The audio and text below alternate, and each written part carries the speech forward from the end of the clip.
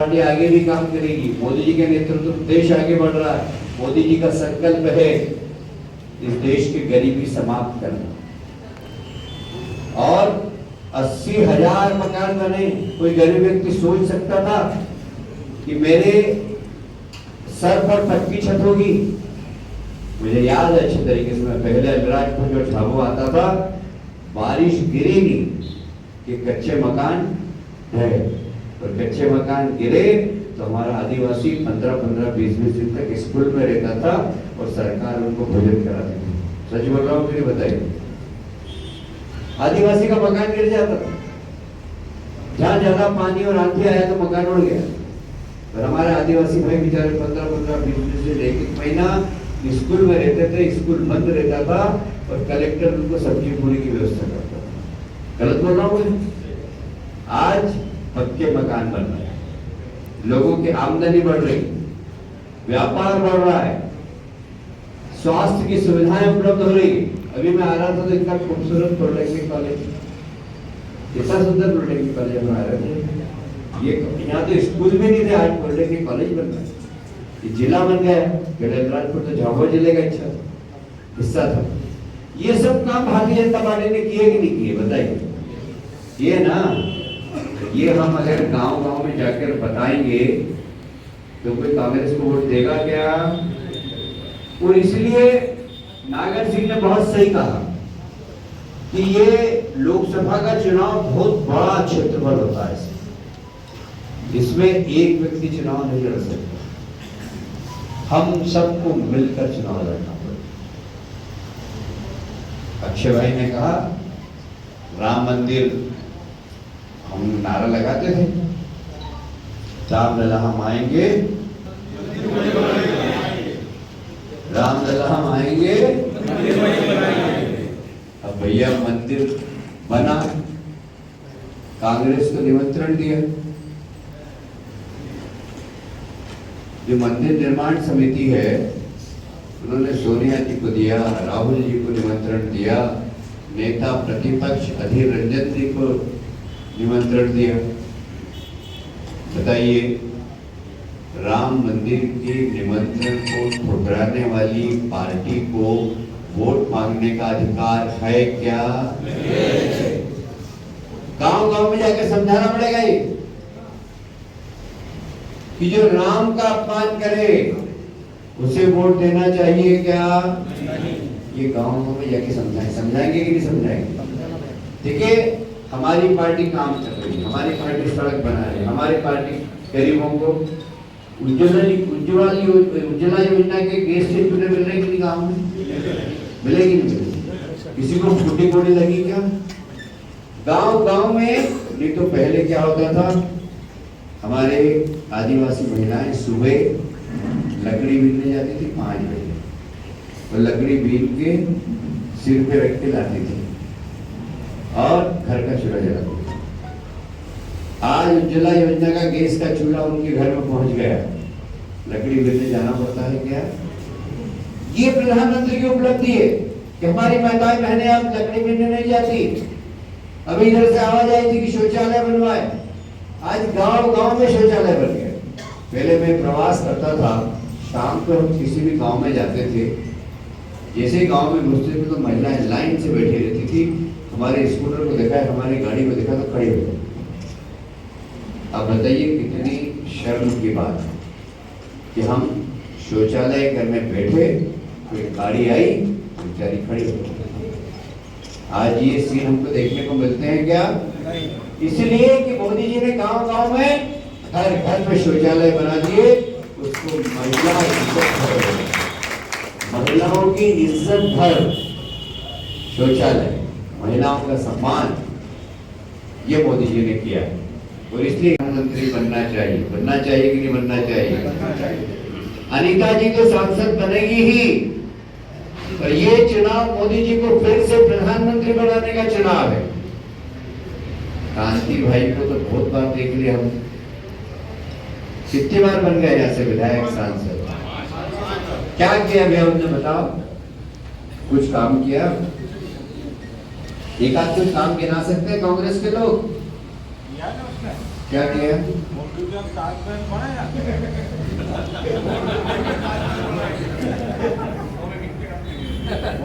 ताजमहल देखना है तो चले जाना चाहिए इन लोगों को। देखिए, मैं आपसे निवेदन करना चाहता हूँ, बहुत सारी ताकतें हमारे आदिवासी समाज के बीच में काम कर रही हैं। कुछ लोग षड्यंत्र पूर्वक यहाँ धर्मांतरण का खेल खेल रहे हैं। ये धर्मांतरण नहीं है, राष्ट्रांतरण। ये धर्मांतरण के खिलाफ हमको खड़े रहना, हमारे नौजवानों को भड़काने का काम किया जा रहा है। आदिवासी भी तो शुरू से मोटे बाबा को मानता है कि नहीं मानता है? बाबा देव को मानता है। हमेशा आदिवासी भाइयों ने बाबा देव के प्रति अपना समर्पण रखा। राम कुमार का है, कृष्ण कुमार का, हनुमान जी के ओटले मैंने गांव में देखे, आदिवासी भाई घर में थे। अब कुछ लोग कहते हैं कि हमारे भगवान ही और आदिवासी भाइयों को भड़काने का काम करते। ऐसे षड्यंत्रकारी लोगों को पहचानना होगा जो हमारी आदिवासी संस्कृति के साथ खिलवाड़ कर रहे हैं। हमें उनके चेहरे पे नकाब करना होंगे। ऐसे लोग आज कांतिलाल को जिताना चाहते हैं, उससे उनका लाभ है। हम राष्ट्रवाद की बात करते हैं। पीछे किसने बोला? भारतीय जनता पार्टी की सरकार राष्ट्रवादी सरकार। हम राष्ट्रवाद की बात करते हैं, हम देश को मजबूत बनाने की बात करते हैं, हम देश की गरीबी से बात करने की बात करते हैं, हम महिलाओं के सशक्तिकरण की बात करते हैं। हम चाहते हैं हमारा आदिवासी भाई अपने पैर पर खड़ा हो। हर आदिवासी भाई के घर में मोटरसाइकिल हो, कार हो, पक्का मकान हो, उसकी गरीबी समाप्त हो। ये भारतीय जनता पार्टी चाहती है और इसलिए आप सब गांव-गांव में जाकर काम करें। हम सब मोदी जी के सिपाही हैं। क्या हैं? जोर से बोलो, मोदी जी के सिपाही, मोदी जी के परिवार के, मोदी जी के परिवार के सदस्य हैं। हमारा काम यह है कि हम गांव-गांव में जाके मोदी जी के परिवार को बढ़ाएं। सबसे कहें हम मोदी जी के परिवार के हिस्से हैं, हमने काम किया है, हम काम करेंगे। हमने सड़क बनाई है, हमने पानी भिजवाया आपके, आपने बिजली आपके भिजवाई है।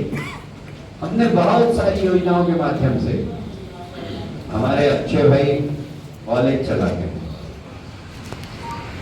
मैं जब पढ़ता था तो हमारे धार, झाबुआ, भगवानी सब दूर से कॉलेज के बच्चे आते। अगर आदिवासी हॉस्टल में उनको जगह मिल गई तो पढ़ते थे, तो पढ़ाई छोड़कर वापस अपने गांव चले जाते। अब हमारी सरकार आई, भारतीय जनता पार्टी की सरकार। हमने जब ये समस्या रखी, शिवराज जी और हम सब लोग बैठे कि आदिवासी भाई के बच्चे पढ़ने के लिए इंदौर आते हैं किंतु उनको रहने के लिए हॉस्टल कम पड़ती है। हमने निर्णय लिया कि वो सारे बच्चे जो इंदौर में पढ़ते हैं, यदि हॉस्टल में उनको जगह नहीं मिलती है तो किराए का कमरा ले ले। वो किराए का भुगतान भारतीय जनता पार्टी की सरकार करे। आज हजारों लाखों की संख्या में हमारे आदिवासी भाई पढ़ने लगे हैं, डॉक्टर बनने लगे, इंजीनियर बनने लगे, वकील बनने लगे। फीस शून्य, 0 से लेके पोस्ट ग्रेजुएशन तक कोई फीस नहीं। विदेश में भी जाना हो तो फ्री। अभी मैं एक हॉस्पिटल का उद्घाटन करने गया और डॉक्टर रावत मिला, बड़वानी का, वो न्यूरोलॉजी का स्पेशलिस्ट है, मनावर का। उसको पढ़ाने के लिए 53 लाख रुपए दिए अपनी सरकार ने। मेरे को पता नहीं था, मैं तो हॉस्पिटल का उद्घाटन किया तो मैंने कहा रावत, तुमके चेहरे से तो तुम यही के लगते हो, आवाज से। रावत पहाड़ में पाए जाते हैं, उत्तराखंड। रावत उत्तराखंड में बहुत होते हैं। क्या तुम उत्तराखंड के तो नहीं दिख रहे? बोले नहीं सर, मैं तो यही कहूँ। बोले मेरे को भारतीय जनता पार्टी की सरकार ने डॉक्टर बनाया है, 53 लाख फ्री में बिल्कुल डॉक्टर बन गया और स्पेशलिस्ट है वो न्यूरोलॉजी का। आज भारतीय जनता पार्टी की सरकार के कारण वो डॉक्टर बना, तो क्या उसके पिताजी 53 लाख रुपए खर्च कर सकते हो? बहुत गरीब वर्ग का व्यक्ति, और इसलिए ऐसे गरीबों के लिए बहुत काम के भारतीय जनता पार्टी सरकार। लेकिन इस समय में यदि भारतीय जनता पार्टी को वोट नहीं मिलेंगे तो इसके जिम्मेदार कौन होगा? कौन होगा? हम सब। इतना काम करने के बाद भी यदि भारतीय जनता पार्टी को वोट नहीं मिले, कांग्रेस को कोई वोट देगा? अपने गांव से एक भी वोट कांग्रेस को नहीं जाना चाहिए। घर घर जाके हमको समझाना चाहिए कि कांग्रेस का 70 साल का हिसाब और हमारा 10 साल का हिसाब। हमने 10 साल में सरकार में क्या क्या किया वो हम आपको बताएं। ये सब आज लाडली बहना कितनी है हमारे 1,29,000। ये पत्रकार बंधु जरा नोट करो, उनको कितने मिलते हैं? 1250 रुपये महीना, है ना? अक्षय फिर तुम्हारी परीक्षा। देखो अक्षय पढ़ा लिखा आदमी है, LLB किया, PhD किया, MBA किया, पता नहीं कितनी सारी डिग्री है इसकी, मैं तो भूल ही जाता हूँ। तो इसको इसलिए बार बार परेशान कर रहा हूँ। तो कितनी महीना को मिला? 1,29,000 इंटू 1250, 1,29,000 कितनी इंटू है?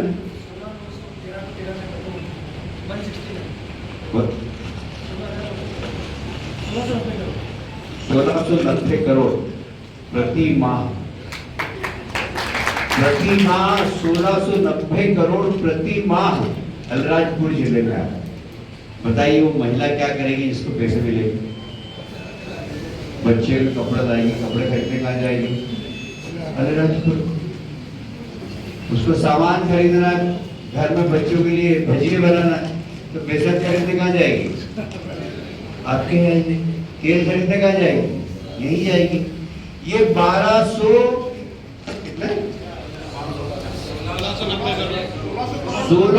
करोड़ प्रति माह आ रहा है। उससे यहाँ का अर्थतंत्र बढ़ रहा है। वो पैसा व्यापारियों के पास आ रहा है, छोटे छोटे किराने की दुकान वाले के पास, कपड़े वाले के पास। आजकल तो गांव में ब्यूटी पार्लर भी हो है, ब्यूटी पार्लर में भी जाती है महिलाएं हमारी। मैं पहले यहाँ पर बहुत पहले झाबुआ में आया हुआ, मतलब ये समझ लो 30-35 साल हो गए। उस समय भगोरिया पहली बार देखा तो यहाँ पर आदिवासी महिलाओं को लिपस्टिक लगाया गया। वो लिपस्टिक ऐसी लगाती थी, ऐसे लिपस्टिक मतलब मैं आज से 30-35-40 साल पहले पुरानी बात बता रहा हूँ। जब मैं भगोरिया पहली बार देखने आया था, हमारा दौलत है ना झाबुआ में, दौलत भावसार का बड़ा भाई योगेश भावसार उस समय विद्यार्थी परिषद में था। तो वो बोला बोले ये तो देखो, मैंने आके देखा, मतलब एक भोली भाली लड़कियां कैसी होती, जिन्हें श्रृंगार करना नहीं आता पर श्रृंगार करके वहां पर आती थी। वो सीन और अभी के सीन में जमीन और आसमान का था। वो जो सीन था अल्लाहड़पन का, भोलेपन का, भगोरिया का, वो बहुत अलग था। आज भगोरिया बहुत अलग होता है। तो मैं कहना ये चाहता हूं, भारतीय आज देश आगे बढ़ा रहे मोदी जी, और मोदी जी का पहला भाषण था कि देश जब आगे बढ़ेगा जब इस देश की गरीबी दूर होगी। क्या बोला मैंने? यह देश जब आगे बढ़ेगा जब इस देश की ये गरीबी दूर करने वाले प्रधानमंत्री हैं। गरीब कल्याण की योजनाओं के माध्यम से अनाज पहुंचाकर, हेल्थ की स्कीम देकर, ये सब हमारी सरकार कर रही है। ऐसे समय में यदि हमारा बूथ हार गए तो हमें मुंह दिखाने का अधिकार है क्या? यदि हमारे मंडल में हम 10 बूथ हार गए या 5 बूथ हार गए तो हमें मंडल अध्यक्ष रहने का अधिकार है क्या? कितने मंडल अध्यक्ष हाथ उठाएं? 1 2 3 4 5 6 कितने हैं? एक काफी टोटल कितने मंडल अध्यक्ष हैं? 12। 12 में से यहाँ कितने? 8। 4 नहीं है। पहले नागर सिंह ने भूमिका रखी कि शादियां हैं, किसी की मौत हो गई, किसी का क्या हो गया, तो इसलिए थोड़े मंडल अध्यक्ष कम हैं। पर जो मंडल अध्यक्ष हैं यहाँ पर आप मंडल अध्यक्ष हैं, आपके मंडल में कितने पोलिंग बूथ हैं? 21 पोलिंग बूथ में से हर बूथ जीतना, इसका प्लान करना, इसका माइक्रो मैनेजमेंट, हर पोलिंग बूथ की बैठक लेना, वहां टीम बनाना, कम से कम एक पोलिंग बूथ पे 21 कार्यकर्ताओं की टीम। और वो एक नारा और देके जा रहा हूं, मेरा बूथ मेरी लोकसभा। क्या बोला मैंने? मेरा बूथ लोकसभा कितनी भी बड़ी हो, पर मेरे लिए मेरा बूथ जिताना जरूरी है, ये मेरी लोकसभा। हम 21 बूथ पे 21 कार्यकर्ताओं की बैठक करें और आपको दुनिया में कहीं जाने की जरूरत नहीं है, आप सिर्फ अपना पोलिंग बूथ जिताओ। क्या ये हम कर सकते हैं? क्या सारे मंडल अध्यक्ष बताओ? कितने मंडल अध्यक्ष? आप सबसे बड़ा हाथ खड़ा करो।